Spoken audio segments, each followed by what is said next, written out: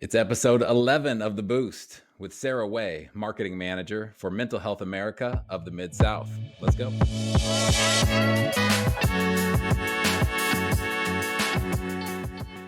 All right. Welcome to episode 11 of The Boost, conversations with people promoting mental health.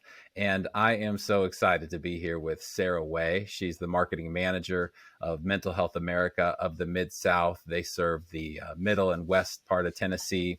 She was previously the public health education manager. And stoked to have you on the show. Sarah, how are you? I'm doing great. Thanks for having me, Steve. I'm excited to have a voice in mental health today. Yeah, absolutely. We're going to cover a lot of topics. We're going to cover advocacy and stigma and what you all are driving from a program perspective and some of what you're doing with education and also now on the marketing lead at that organization, which is a 501c3. So we'll talk about all of that. But as we always do, wanted to start with two questions for you, the virtual hug and the shameless plug that we do every episode. So the virtual hug is, Sarah, tell us somebody or something you're thankful for today. Well, I'm definitely feeling very grateful today. As I had told you, I had a lovely visit from my family yesterday, some extended family. They came in through town. They're moving to Texas. And so I'm just kind of like riding that high today of just the excitement of getting to see them. And I also think, I highly recommend getting to know your family again as an adult. I know it sounds strange, but I feel like right now I'm living in that like interesting intersection between youth and adulthood. And this is some family I haven't seen in just a little bit of time. So I just really valued the conversation and the time that I had with them. And I'm also very excited because I have more family coming at the end of the week. So Oh, it's a nice. family week Okay. for me. It's a family week. Yeah, Yeah. you're in Nashville, so they're coming through. I didn't know they were moving to Texas. That's a big Yeah. move. Yeah. I'm from Pennsylvania originally. All the families there, and they Okay. packed the kids and everybody up in an RV and driving, I guess, to Texas. It's like 24 hours. Yeah. So 12 is So the they're halfway, Nashville. so they stopped. And this is current, they're moving right now. Like this is their Oh, yeah. journey Yes. to Texas. Yes. Like Oh I almost wish wow. they brought a video camera to videotape the whole trip Totally. because it is something out of a sitcom. It's amazing. So think of a sitcom. That sounds like, yeah, it sounds like a video series in the making. Family in the Hmm. RV moving from Pennsylvania to Texas. With two little kids. Okay. So Nice. And then you have more family rolling in later this week. That's cool. I do. I do. I'm feeling very loved this week. Everybody's coming to see me. My whole family, really, everybody is in Pennsylvania. So I feel like the first one that kind of ventured out into Nashville, into the South. And now one of my cousins is heading on out too into Texas. So we'll be the Yeah. Southerners. You'll be the Southerners. Yeah. Uh, you make a great point about restructuring or reassessing family relationships. I think it certainly resonates with me. Um, I mean, to this day, but it's amazing to see how influential your family can be on your life, certainly. And I can talk from my experience. The perception I had of my family very early on was one of perfection. I thought I had in some ways, the best family ever possible. And, you learn things as you go along in life. And I learned things as I went along. And then to have it's really some courage, the bravery that it took for me to take a fresh look at these people and these relationships in a new light. I'm into my early mid 40s, and it feels like in some ways I'm just waking up to the need to restructure some things and reset expectations or remove expectations a lot. I don't know if any of that Hmm. resonates with what you're going Yeah. through with your family, and you don't have to go into any more than you're comfortable with, of course, but that's Yeah. been my experience. Yeah, it's almost like a whole reintroduction, because as you're figuring out who you are and um, just even the ideas and the things that you stand for, it's so interesting to be transparent with those people that you've known your whole life, and watching you turn into who you are. Yeah. And for it to be early on dependency, as kids, we rely on our parents, especially for so many things. And then to move into independence and then, later on to restructure things into, a mutually interdependent relationship or one where you're the caretaker, certainly have to think down the line for how things go with our families. But we're getting deep really quick Yeah. here. We are getting deep. We keep rolling. I got my coffee, so I'm into everything. You're good to go. Awesome. Well, I don't want to forget. Let's do the shameless plug, which is just tell us in your own words the great work you're doing and what you're doing for Mental Health America of the MidSouth, and then also speak into what that organization as a nonprofit is doing too, if you don't mind. Yeah.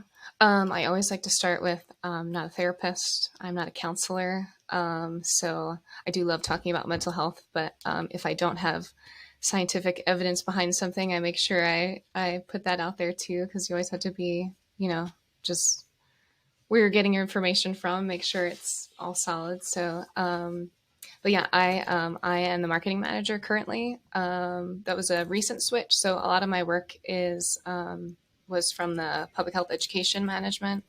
I've been with MHA since February, last February, so a year and a half. And since then, I've executed 6 successful conferences, which has been very exciting for me because, just collaborating with those professionals and hearing what they have to say, and just getting that information out to our community. MHA is a national brand, but we're an affiliate. So we focus on Tennessee specifically, and we're Middle Tennessee and West Tennessee. So these conferences always target those professionals that are living in Tennessee and working with those people. And a lot of it is social workers and counselors and psychologists and people that are taking this info and using it in their practice. So it's great to stay up to date on everything and current events. So that's what I've personally been working on. But MHA as a whole, our whole idea is just advocacy for mental health, and just breaking down stigma surrounding mental health, because that's a big barrier for people getting the help that they need, is just that stigma. And so that's our whole goal. We have lots of different programs that focus on lots of different groups of people, youth and older folks and caregivers. And truly the whole goal of that just is making a safe space for everybody in the mental health world. Yeah. Yeah. So Mental Health America, like this week, or by the time this airs last week, has their national conference going on, and I registered for the virtual aspect of it, and then there's an in-person aspect in DC as well. So when you talk about conferences, that's fascinating to me and lots of marketers, I think, who are running events as a way to drive awareness or increase education around topics. So tell me what a conference looks like for you. One of these 6. What's the structure? Yeah, so we have been virtual just because of COVID. And of course, now we're in the virtual world. So I think it appeals to more people. Yeah. In the past, we've done some in person. I've executed one in person so far. But really, we'd make it a full day. So anywhere from like 4 to 6 credits for professionals. It's basically a speaker comes on, gives a keynote speech for about 45 minutes, and we follow up with a Q&A. And we always have some sort of topic. So our last one was aging. And we just talked about, health for the aging community, and specifically dementia and the caregivers that support them. So we're about half and half. We get some people that just come on and, they just want the information, and they're caregivers themselves, or they're just that general public. And then the other half is usually someone in the social work or counseling therapy field that is going to use it in their practice and get credits for it. Okay. So about half of those are CEs or CE approved. Yeah. And just so people know, if you're a counselor or you're a therapist or wherever your mental health field is, you do have to have so many credits per year to keep your license. And it just keeps you up to date on, everything that's going on. Okay. Yeah. So to that point, I I met actually Courtney Hatfield, your executive director, was the first person I met at Mental Health America of the MidSouth, and she just blew me away. We had coffee, and most things I do revolve around coffee. That's good. Hmm. But she has a financial background and business sense, business savvy, and it's fascinating to see her try to and succeed in being diligent about the priorities that she's tackling from the leadership perspective. So maybe we could have her on at some point. It'd be We wonderful to talk should. with her in this show. Yeah. But from your perspective, driving the education piece, it's so critical. What is your sort of secret to success for event planning? What are the things that you really lean into and rely on to make it work? And this is a very selfish question as somebody who runs a conference. It's in person and it's virtual, and actually you're helping as Hmm. we think about the hospitality component and the experiential component. I'm very grateful. I think you have a gift for that, and you know, talk about some of the secrets that you employ or some of the processes that you employ. Yeah. Um, well, first of all, Courtney is definitely a force. She is amazing. She's not afraid to change.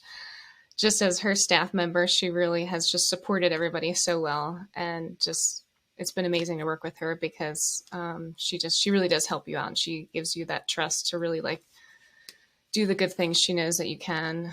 I think from an education standpoint, my secret is just the whole teamwork behind it. Hmm. You know, like leadership is supporting you, you've got your coworkers that are supporting you, and just making sure to plan ahead so that they can help you in a way. And that's something that, of course, I'm saying that, and I've learned that along the way. I've tried to do things all on my own, and I've tried to just, crank it out. But Yeah. you really do need to lean on others because they're going to see things that you're not seeing. And they can support you in the work. Sometimes planning conferences, I'm sure you know, is half busy work and half the brain work. So it's good to kind of split that up so that you don't get lost in the busy work too, and that everybody gets a chance to put in some brain work. So we do have like a team, our education planning team, kind of helps build the conferences because then everybody has a different idea of what speakers will be great, and they can point out anything that doesn't seem to flow. So definitely my secret: teamwork. Do not try to do it Mm. on your own. You will get lost and you will get overwhelmed. You're right. That's the yeah, that's my struggle. It's As you're sitting over there sweating, like I do it all I'm on my like, own. oh, it's hot in here all of a sudden. Like, oh, that's been my problem. No, it's that I mean, you're Mhm. hitting a nerve right there with you know, I took over this conference, I don't know, 2 years ago, and promptly shut it down in 21 while we retooled. And that has got to be one of the hardest things is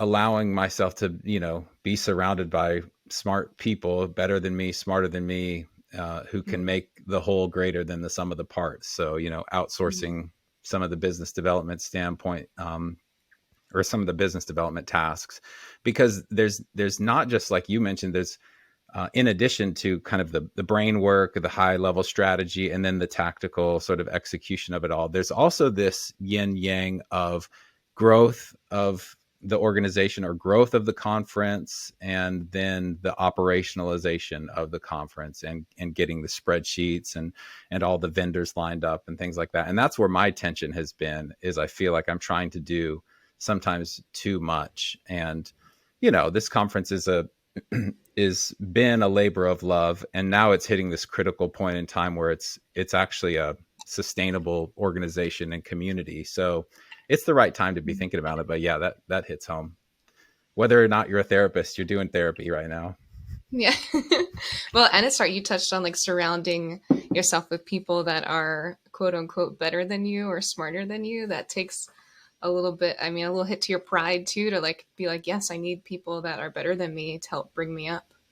Hmm. Because sometimes when, yeah, if you surround yourself with people, sometimes you're the leader and then you need some people to lead you. Hmm. Yeah, totally. Yeah, a good dose of humility, which is always a Yeah. good thing.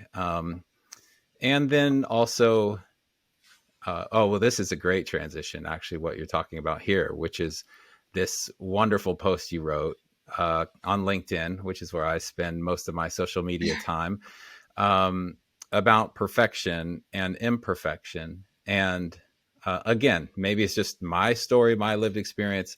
It definitely resonated with me. And there is something about um, not simply bringing in people who are smarter than you or better at things than me, but also allowing them to do the work in the way that they see fit, you know? So it's like I swing the pendulum too far either way, where I either want to be completely in control of all the decisions, or, you know, or swing it the entirely other way. So there's a centering that has been good for me. But talk about this post that you wrote. You know, it had to do with this demerit you got in high school, and how we were raised, or how kids are raised, and some of the expectations. But I don't want to Hmm. try to put words in your mouth. If you could talk about it a little bit and where it came from. Yeah. Well, so I do the social media for MHA. It was a big push for May for Mental Health Awareness Month. And then as I'm looking at my own stuff, I'm like, man, here I am in the mental health field, and I haven't even put any word out there for Mental Health Month on my own page. And it shows even like the procrastination of it. Like I even waited till like June 1st. And I was like, Sarah, you got to post this because Not even the the month month is anymore. over. Oh my Yeah. gosh. But yeah, the idea really came from, of course, the demerit slip. I've been using it. So for those that haven't seen it, it's just a post about a slip that I got in high school. Demerit slip. Everybody knows who they are. I didn't have a single demerit or anything my whole entire high school career. Went to Catholic school for gosh knows however many years since I was 4. Yeah. Um, but anyway, I was using it as a bookmark, and it kind of sparked my creative mind one day when I was like, wow, I just remember that feeling like when I got it, and it was closed in. So I wasn't really looking at it as much. And then the one day, like, opened it up, I was like, oh, I just got that like feeling again that it gave me. Mm-hmm. But just, yeah, I was just playing off the idea that, it definitely puts you in a state of when nothing bad has gone on, it's like you just want to keep up that perfectionism. Perfect streak. And to me, that's how I feel like that I was gauging the success in my life is like, oh, I've never messed up. I've Mm-hmm. never done anything wrong. I've never messed up. And so that's what success is. Mm-hmm. And then as an adult, you start to learn, well, the only way to truly be successful is to keep trying and to mess up, because if you don't take the risk, you're never going to reap the benefit from it. So, and then people try to hide it, and they take these small risks and maybe hide if something went wrong instead of sharing it. And then those people give off the idea that they're perfect too, because they're not sharing Yeah. any downfalls that they've had in their life, Mm-hmm. even though I'm sure everybody's had many. And so yeah, that was the whole spark for that post. Yeah. But I was really excited to share, and thank you for reading it. Yeah. I appreciate Yeah. that. It was a gem. And it was, I love the line, perfection is overrated. Um, I mean, when I went to talk therapy, um, really for the first time in my adult life, I'd gone when I was a kid, but as an adult, and how I mean, the polarity shift in my life from um, this need to be perfect and to not admit mistakes was embedded in me really early on as a pastor's kid. You know, you're in the front row at church, you know, and you're there Mhm. every week, and you're kind of in the spotlight. And you know, I had 3 siblings, still have 3 siblings, and we all kind of each went our own way, but we all have this burden that we've had to deal with or put down or carry, depending on our unique strategy around this idea of being perfect. So when therapy in my life, uh, I call it really took the scales off my eyes. Like I really became somebody who could see all of a sudden. And most of that seeing was inward to my own mistakes and my own shame and my own emotions to be able to tap into and name emotions and to live with those instead of this walled garden approach of not being able to look back and say, yeah, I made some mistakes, and actually that's what made me human. That's actually Mm. the beauty of life, and life's also not over yet. So again, I feel like this is like a 50-minute couch session here. I know.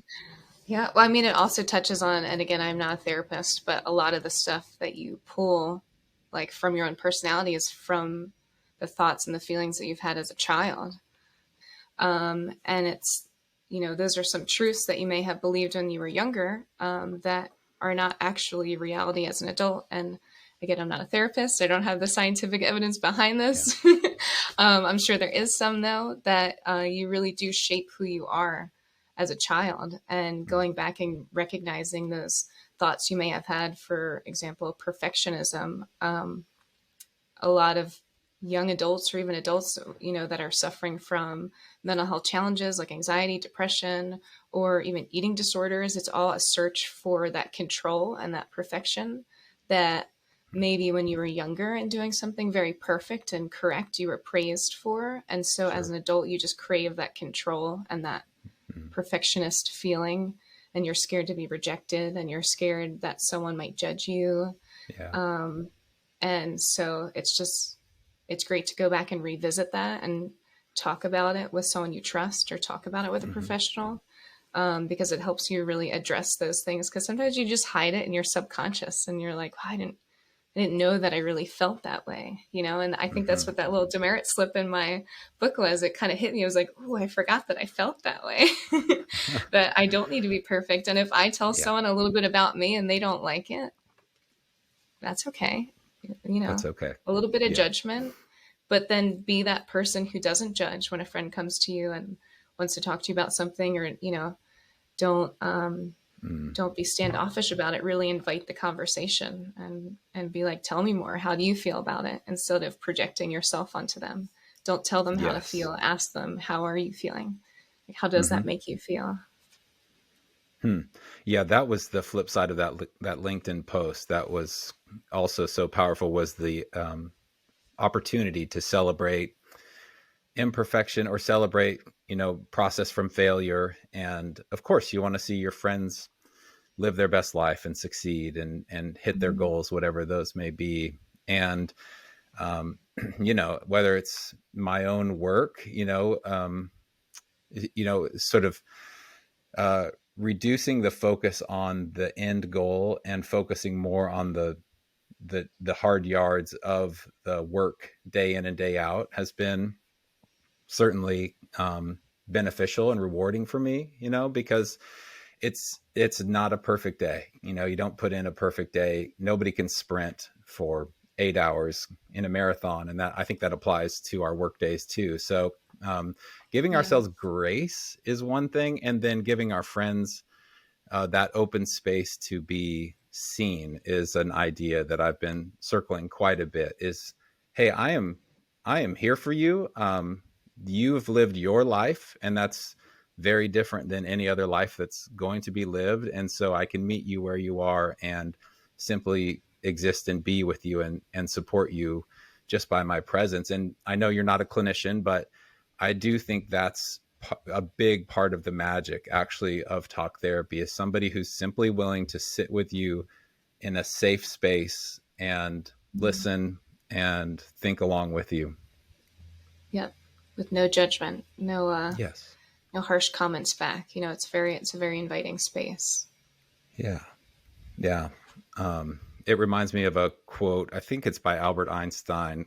And he said, one of the biggest decisions we have to make in our life is whether or not this is a safe space, is a safe world that we're living in, and it's kind of easy uh, to go, no, that's not the case. It's a very intentional kind of decision. But when you're using the bravery to say, yeah, actually, I can say my failings, and I can say what I think I've done wrong or something like that, whether it's to a therapist or your friends or family, and know that there's something about that that's disconnected from from you or yourself, or your ego really is the thing, to be able to Hmm. kind of disassociate that and use it as a way to serve your friends around you even. So Yeah. you all I want to get back to Mental Health America of the Mid-South, because you mentioned youth, and certainly, we could talk about adverse childhood experiences and some of the youth programs that you provide, but sort of staying in your sphere of responsibility at MHA of the Mid-South. What are some of the key programs that you're doing? Or maybe that's the wrong term. Talk about the screenings is really what I want to get to. The screenings that you're providing the public. I'd love to bring some awareness to those. I think it's crucial from a data standpoint, and what Courtney is driving toward and what you all are driving toward. Um, eh, but talk about the screenings, just to kind of level set on that, and then we can get into it a little bit more. Yeah. Well, I mean, so we do have a youth program, our Erasing the Stigma Youth. We have three girls that go into schools and they give presentations. And that's really, they're like hour-long presentations, targeted to middle school and high school students to kind of start the conversation about mental health. And there's a bunch of different topics that they cover. So that's really great for the youth that we're actively doing in our community. But for me personally, I do work with our screenings, and they're online. It's a mental health assessment that you can take. It's really quick. It's, maybe 5 to 15 questions, depending on the test that you're taking. And what it does is at the end of the test, it tells you that this is not a diagnosis, but it just gives you like on a scale of where it feels that you fall. And then it provides you with some resources after, so that you can either do your own research on it if it's something mild and you just want to get some coping skills, or you just want to do some research on it to see if you think you need to take a next step, or if it comes back a little more towards the severe end and you're like, well, okay, I really need to I need to take action and take care of this and go see a professional, and it'll help you do that as well. So the screenings, it's been great. We've had them for almost 10 years. It is a huge bank of data that we then use to help, guide our work in the future. So it is national. We just work with the screenings in Middle and West Tennessee. But it is a screening that is national, and MHA National does do great work with it. So, but I mean, they're really cool. It's one of those tests where, like, even if you don't go and use the resources at the end, it really does ask you those hard questions that you might not be thinking to ask Yeah. yourself. And I think it's a great conversation starter too, to even talk with a friend, or even if you're already in therapy, to talk to your therapist about. Because usually when you're not feeling great, especially mentally, you have trouble identifying what that actual feeling Sure. is, or what the symptom Yeah. is. So I think the questions really help guide you personally as well. And that's what I like about them. Yeah, that's great. Yeah, they're great tests, and they're critically important tests. I think you said, and correct me if I'm wrong, close to 800 people in May took an assessment around suicidality, and like a quarter of those people mentioned, let's see if I have it. Yeah, selected the box: every day I have thoughts I'd be better off hurting myself or dead. So, that like hits really close to home, just to think that, yeah, just your tests alone out in the market, um, it could save somebody's life, and as much as we want to think globally, and I love Mental Health America at the national level. Their events marketing manager, Catherine Reynolds, is coming to our conference in September. She's going to talk about the role of advocacy in behavioral health. And maybe we put a pin in advocacy. I'd love to come to that next. But these screenings are free, they're anonymous, and they're impacting people's lives. Yeah. Yeah. And really, I mean, we're just Middle and West Tennessee, and we get Yeah. 3 to 4 thousand entries each month, from these mental health screenings. Hmm. And I'm the one that kind of pulls the data together every month. And it is, I do have that moment when I look at, and there's some questions that pertain to suicidality, so they pull that info. And yeah, that is always the shocking part that I get to. And the whole thing is a little hard, seeing how Mm, many people are answering the way that they do. But that one question regarding suicidality, and you kind of rate between like once in a while, most days, some days, and then the one is every day. And just like it's just yeah. so powerful when I see it's almost 25% every month that these people that are in my community are checking that box Yeah. that says, yes, every month I feel this way. And that always hits me so hard every time. Yeah. It's got to be hard to see that data month over month. And it's even worse if we turn a blind eye to it, to know that this is happening Yeah. in our community and what Hmm. we can do. So, Yeah. um, And here's me just looking at the data. yeah, I know some of my coworkers go out and talk to the community about suicide prevention, and they come back from like, I don't even know how you do that. Like, yeah, you are a special person to be able to go. Some of them are like a whole day long, and they go mm, talk about suicide prevention and signs of suicide and mental health first aid and how to react yeah, to when someone's in a mental health crisis. I love that. Just like, bless all of you, because that takes a really strong person to be able to do that. So, Yeah, absolutely. Yeah, there's sort of this like quadrant idea that I think about a lot where I think we have an individual responsibility to care for ourselves and love ourselves and treat ourselves well and with kindness. And then there is this horizontal axis where uh, we're also responsible for caring for our community. And that's actually an early podcast guest, David Whitesock, helped me frame that idea as something that I always believed in. But he said it so with such frankness that it just cemented it in my head. And so for those people to be able to be in a space where they can care for other people and provide, whatever they can or whatever is within their bandwidth to do, mhm. yeah, God bless those people. That's an amazing service that they're offering. Yeah. So, what are you doing from a marketing perspective to get these screenings out into the public? I know they're in English and Spanish, and there's all sorts of different tests. But what are some of the things that you've experimented with or played around with that are really working for you, or that you, on the other flip of that coin, what you want to try that maybe you haven't been able to yet for whatever reason? Yeah, so there's a bunch of different tests related to anxiety, depression, eating disorders, bipolar disorder. And we do offer two in Spanish. Anxiety and depression are offered in Spanish. We do have a youth test, which is helpful. And when you're taking the test, you can kind of check off if it's for you or you're taking it for someone else. So Hmm. even if you're, a parent and you're addressing a child, you can, take the test for them in a sense and kind of Yeah. assess where they're at. But really to market them, I mean, we work with Channel 5 a lot. We've been on their media platforms. We've been getting stuff out, on their websites and Google ads. We've been working on our own social media, LinkedIn, Facebook, Instagram, Twitter, Hmm. and, finding that happy balance too, because to me, social media can be good and bad. We talked about this earlier where We you can kind of go get there. sucked into social Yeah. media. And so Yeah. I try to be very intentional with my posts, Hmm.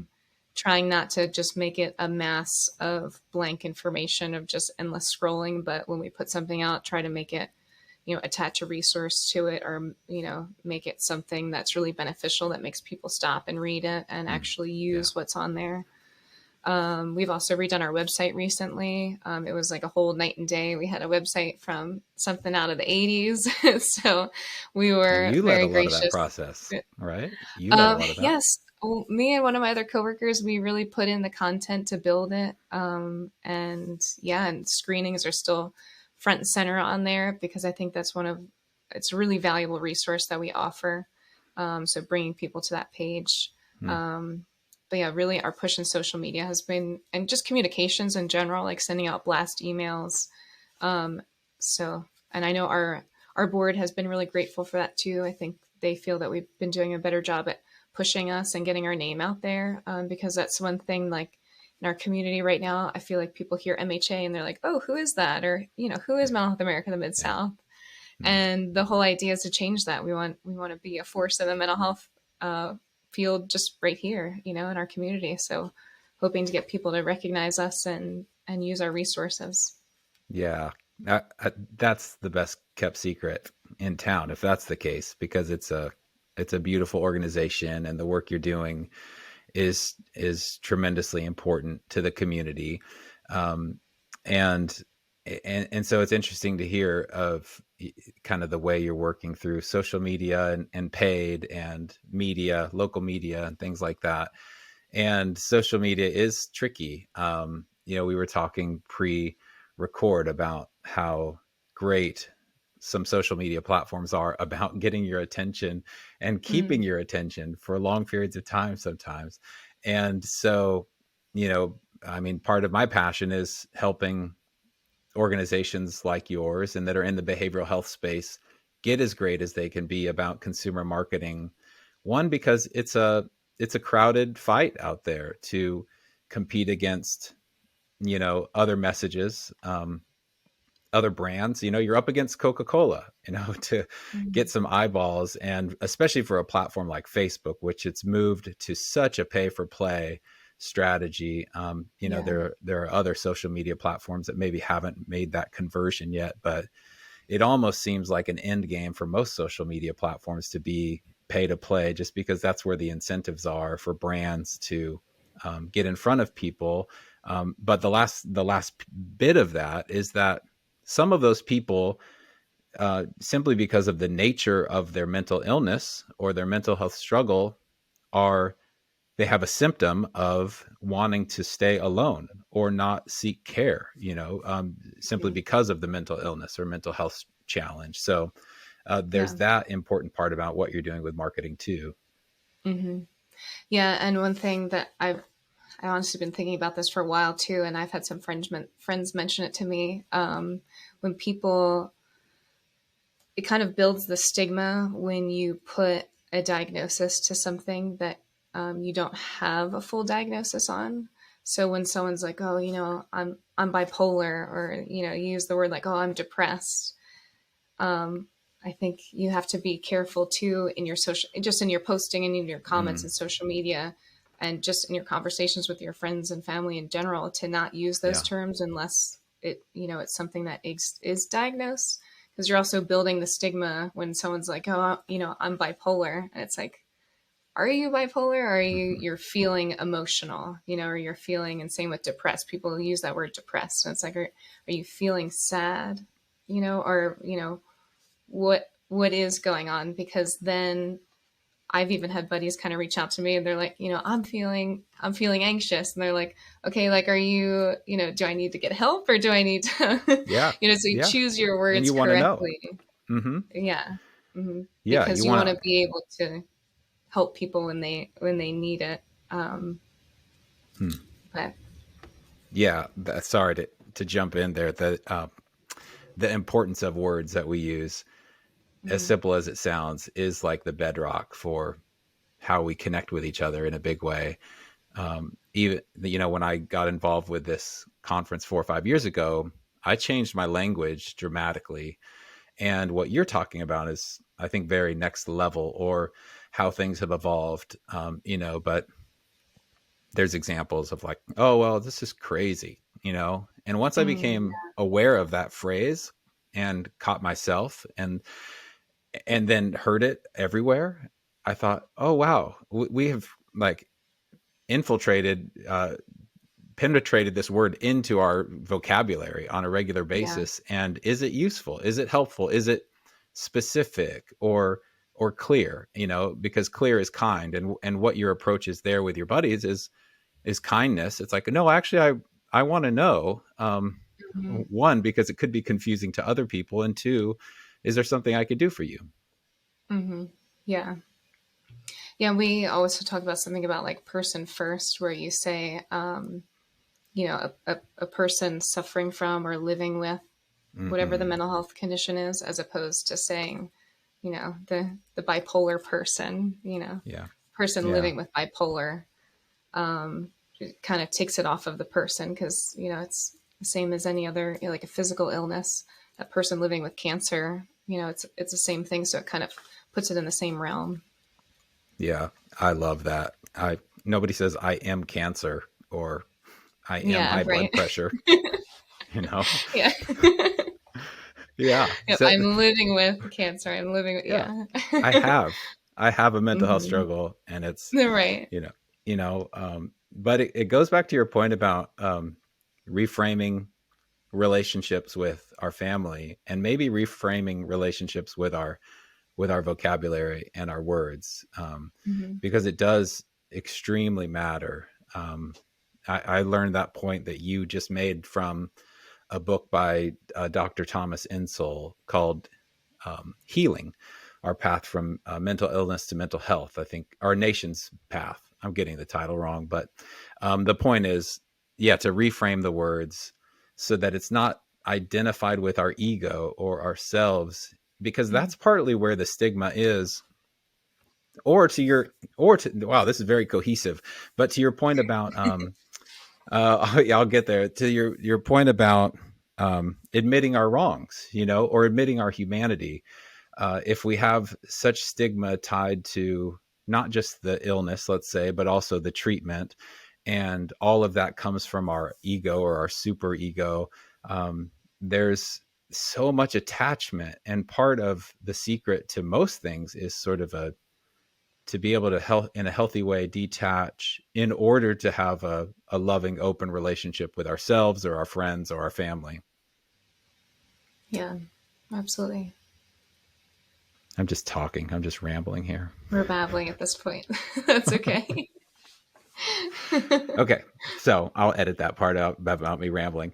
No, Um, leave it. It keeps the imperfection. oh, it does keep the We got to imperfection. keep this real for the folks. This is It's the real. wabi sabi. It's the beauty Yeah. of imperfection. Then I'm not going to edit it. Okay. Um, so let's talk about one more thing. Is at least one more thing, which is Sure. advocacy and advocate. So um, at this conference I run, we've been uh, generously offered to promote a really cool T-shirt that says "Mental Health Advocate," and it's stylish, it's minimalist, it's very on brand, and it's about something bigger than ourselves, which is what I really love. Because as we've been circling T-shirt conference ideas, they typically come down to kind of this team building exercise looking T-shirt that people may not want to wear. Last year's was awesome. It was very cool, but it was very inward focused on this is sort of our Phoenix rising moment. So we're onward and upward, realizing the challenges that therapists and providers and clinicians have today. But the mental health advocate shirt is simply, I don't know, just the right next step we need to take. So start with just given MHA's perspective and your own perspective. What's an advocate? What is a mental health advocate? Like, what does that mean to you? Well, that is a good question. I honestly, I work with a lot of different folks in different walks of life and different professions, and everybody has their little credentials tagged behind their name.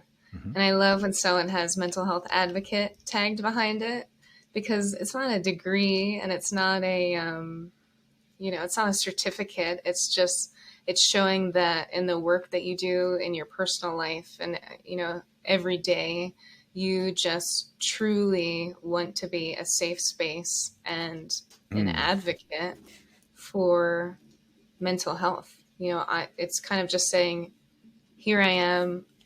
I want to talk about it, because a lot of people tend to hide mental health, or Sure. they're scared to talk about it, again, about being judged.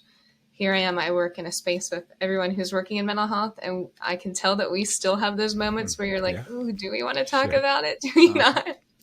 Interesting. So it's real and it's there. And if it's real where I am, I can only imagine even outside of it's just, anyway, to reel it back in, mental health advocacy, being a mental health advocate, I think it's great to put it out there, because it's the hand and the handshake. You're reaching the hand out and Yeah. saying, yes, I can talk to you about this, and yes, I support you. Anything you say, I'm not going to judge you, and I'm going to hear you and be there for you. Mm. Yeah. I agree with that. And I would, from a picture standpoint, to go back to the idea of the quadrant of caring for ourselves and then caring for others, I see the ability to say, I'm a mental health advocate more often than not as somebody who resonates with me as a person who's done some work inside. And I can't judge where everybody's at, like sort of with their own mental health journey, but it does seem like they've come to a place where they can extend some branches. If this is a tree, they can grow some sprouts to reach out to other people as part of that, maybe commitment or responsibility to care for people around us. That's more often than not the vibe I get when somebody says I'm a mental health advocate. And yeah, I'm not licensed in any kind of way. I'm not an LMFT or anything. But I can be an advocate, and there's nothing small about that, because if you had asked me 5 years ago, are you a mental health advocate? No, I wasn't. And then to see not just growth up and to the right, but logarithmic exponential capacity to impact the conversation around mental health simply as an advocate. There's zero way that you can talk down to an advocate in my mind. Mm-hmm. Yep, I would agree.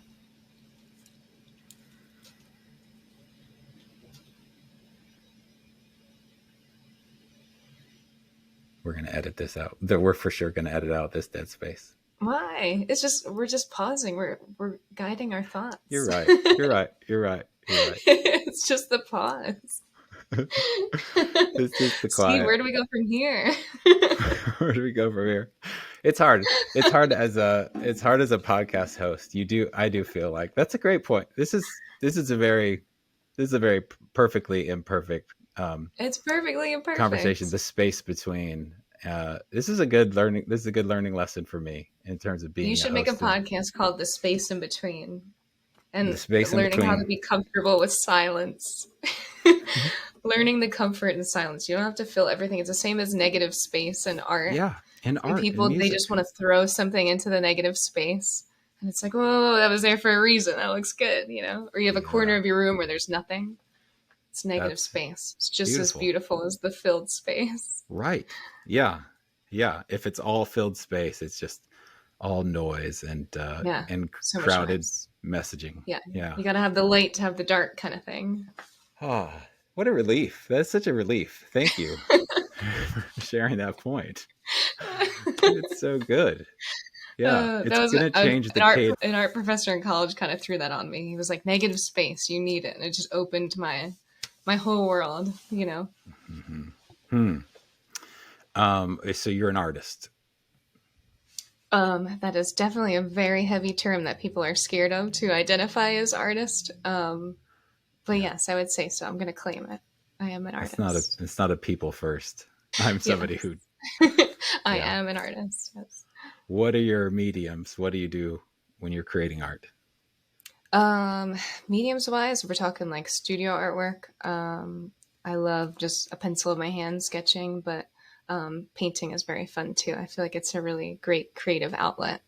And you can't be afraid to make bad art to make good art. So just, again, with the perfection thing, when you go into a piece of artwork, don't try to make it perfect. Just go into it and see what you can express through your artwork.